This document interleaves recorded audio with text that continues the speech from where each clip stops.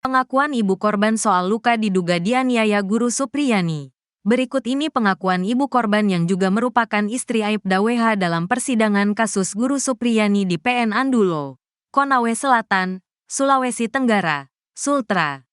Ia menyampaikan kesaksiannya di hadapan hakim pada sidang keempat, Rabu, tanggal 30 Oktober tahun 2024.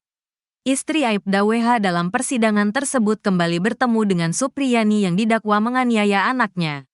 Saat menyampaikan kesaksiannya, ia menyebut kondisi luka anaknya yang dituduh dianiaya oleh guru melepuh karena gesekan. Seperti diketahui, ibu korban, FN menjadi saksi dalam persidangan. Ia mengungkapkan kondisi luka anaknya saat pertama kali dilihatnya, saat tanggal 25 April tahun 2024 tepat pada Kamis. Baru diketahui jika anaknya memiliki luka pada belakang paha. Ia menyebut kondisi luka tersebut awalnya merah kehitaman, lalu keesokan harinya pada Jumat, tanggal 26 April tahun 2024, luka melepuh pada bagian paha kanan dan semakin lebar. Hal ini yang membuat FN tidak membiarkan anaknya pergi ke sekolah. Sehingga selama 1 minggu, korban berada di rumah. Pasalnya, jika mengenakan celana, terjadi gesekan pada luka yang ada di paha belakang. Waktu itu sekolah Pak. Sekitar seminggu saya tidak sekolahkan karena lukanya semakin lecet. Karena mungkin gesekan celana, tuturnya kepada JPU saat sidang. Sementara itu, saat diceritakan mengenai kondisi luka anaknya yang melepuh, FN menduga hal tersebut terjadi karena gesekan. Kamis itu lukanya merah kehitaman garis ada lecet pada bagian paha kirinya. Jumat lecet itu semakin lebar yang bagian kanan itu ada melepuh, jelasnya. JPU kembali menegaskan luka melepuh tersebut karena sering tergesek-gesek oleh pakaian yang dikenakan korban. Sampai akhirnya, melepuh dari luka tersebut turun usai diberi obat. Melepuhnya pun turun setelah 3 hari, kata sang ibu. Istri Aibda WH juga mengungkapkan anak kurang minat sekolah gegara diduga mengalami kekerasan fisik dari gurunya, Supriyani di Konawe Selatan. Menurutnya atas insiden penganiayaan itu, sang anak sudah mulai malas ke sekolah. Bahkan mencari-cari alasan agar tidak ke sekolah. Namun, istri Aibda WH terus berupaya agar anaknya mau ke sekolah. Pernyataannya itu disampaikan saat mengikuti persidangan di PN Andulo, Konawe Selatan, Sulawesi Tenggara, Rabu, tanggal 30 Oktober tahun 2024. Istri Aibda WH berinisial FN adalah orang yang pertama kali mengetahui anaknya memiliki luka pada bagian paha belakang. FN hadir di persidangan sebagai saksi dalam kasus yang dilaporkannya ini. Ia juga merupakan orang tua dari korban yang merupakan murid guru Supriyani di salah satu SD di Kecamatan Baito. Dalam persidangan tersebut, Jaksa Penuntut Umum atau JPU sempat mempertanyakan sikap korban usai mendapat penganiayaan. JPU menanyakan soal reaksi korban usai mengalami dugaan kekerasan fisik dari guru Supriyani. Menurut penuturan sang ibu korban, jika setelah insiden penganiayaan, anaknya kurang minat untuk ke sekolah lagi. Setelah itu Pak, memang minat ke sekolahnya berkurang. Biasanya setiap bangun pagi, ayo ibu sudah jam 6, buatkan aku sarapan. Tapi itu saya bangunkan. Ada saja alasannya ke sekolah, jelas FN. Ia pun sampai mencari cara agar anaknya mau ke sekolah lagi dengan menambahkan uang jajan. Sampai saya akali saya tambahkan uang jajannya supaya semangat lagi ke sekolah, tuturnya. Di sidang itu, FN juga mengungkap alasan sang anak dipukul guru Supriyani karena tak menulis saat diberi tugas. Dia sampaikan sambil menangis, kalau sudah dipukul sama mama asteris, kata korban saat dijelaskan ibunya saat persidangan. Mamanya asteris itu siapa? Tanya sang ibu.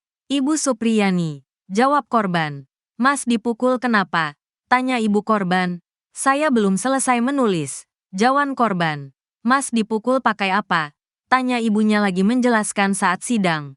Pakai sapu, singkat korban saat sang ibu membeberkan dugaan penganiayaan Supriyani. Ibu korban juga membeberkan sejumlah rekan korban sempat melihat dugaan penganiayaan sang guru. Dia sebutkanlah beberapa nama. Saya datang ke rumah salah satu teman anak saya untuk memastikan kebenaran, katanya. Benar saja saat menanyai salah satu rekan anaknya kalau anaknya dipukul Supriyani, karena belum selesai menulis. Saya tanya abis liatkah Dava? Korban dipukul sama Ibu Supriyani.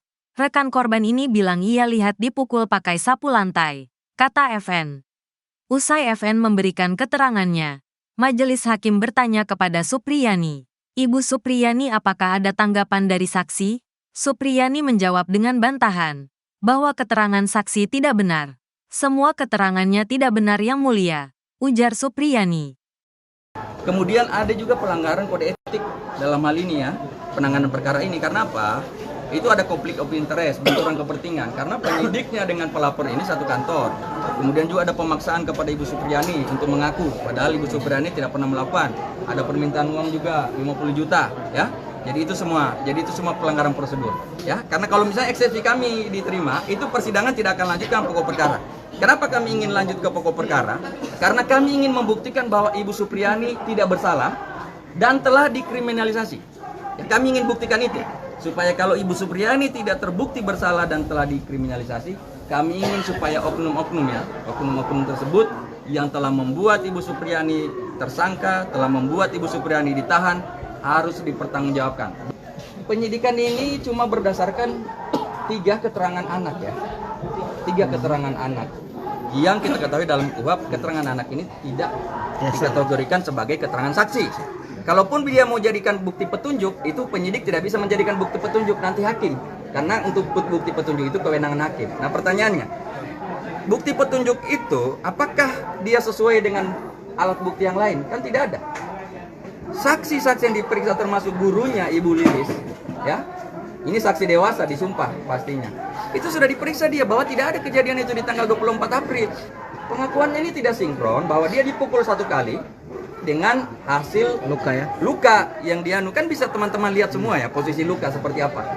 Pukulan 1 kali tapi menyebabkan beberapa luka ya, beberapa luka. Ini bukan saya cerita, bisa dilihat di fotonya. Ada dia di situ kayak melepuh, kemudian ada beberapa paha dalam luka. Geger, mobil yang biasa ditumpangi guru honorer Supriyani ditembak oleh OTK. Dalam foto yang beredar kaca mobil tersebut pecah. Noval, pakar forensik lulusan S2 Ilmu Forensik UNAIR, ungkapkan hasil analisisnya tentang tembakan pada mobil yang ditumpangi guru Supriyani. Mobil tersebut adalah mobil dinas Camat Baito di Kabupaten Konawe Selatan, Provinsi Sulawesi Tenggara, Sultra. Pada hari Senin, 28/10, sekitar pukul 14.30 WITA, kaca mobil Daihatsu Terios itu pecah karena diduga ditembak. Saat itu mobil membawa PJ. Kepala Desa Ahuangguluri, Herwan Malengga, yang akan kembali ke kediamannya, Noval lantas menganalisis penyebab pecahnya kaca. Dia menyebut ada 2 kemungkinan perihal penyebabnya, yakni diketapel menggunakan kelereng atau ditembak dengan softgun. Noval meragukan kaca mobil itu pecah karena lemparan batu.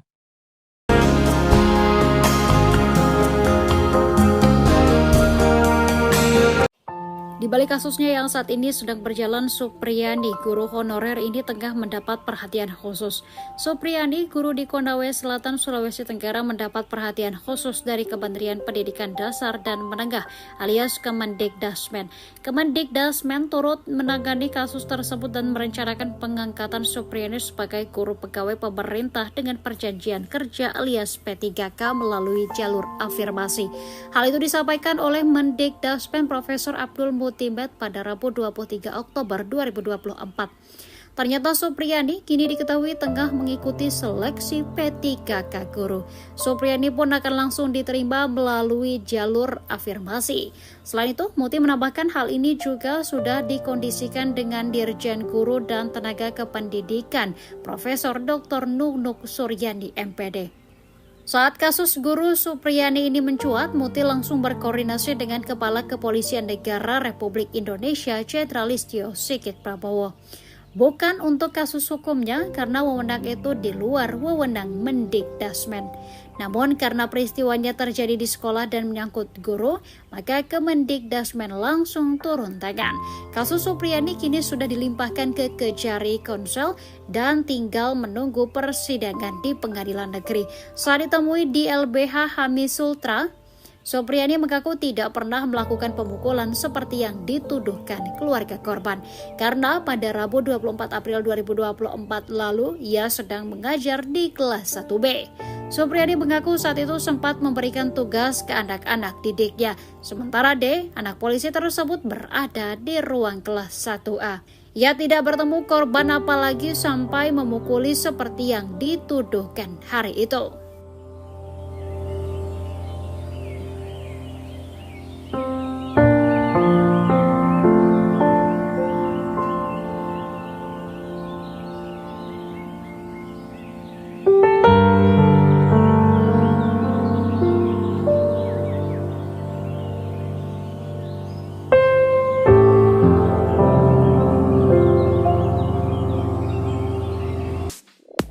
Kondisi dan nasib anak polisi Aibda Wibowo Hashim yang mengaku dianiaya guru honorer bernama Supriyani belakangan jadi sorotan. Pasca kasus dugaan penganiayaan tersebut viral, anak polisi berinisial D, 6, itu rupanya tak lagi bersekolah. Hal itu lantaran D dikeluarkan dari sekolah gara-gara pihak sekolah membantah bahwa Supriyani telah memukuli D. Seperti diketahui, guru Supriyani dibela Asosiasi Guru di Kecamatan Baito, PGRI juga memuat ultimatum keras untuk terduga korban yakni D. Lantaran surat tersebut beredar dan diterima keluarga Aibda Wibowo Hashim, masa depan korban kini terancam karena belum bisa bersekolah lagi. Pasca kasusnya viral, D terduga korban juga sering bertanya ke ibunya soal nasibnya. D bahkan sempat curhat ke sang ibu soal alasan kenapa ia tidak bersekolah lagi, padahal D harusnya mengenyam pendidikan di kelas 1 SD.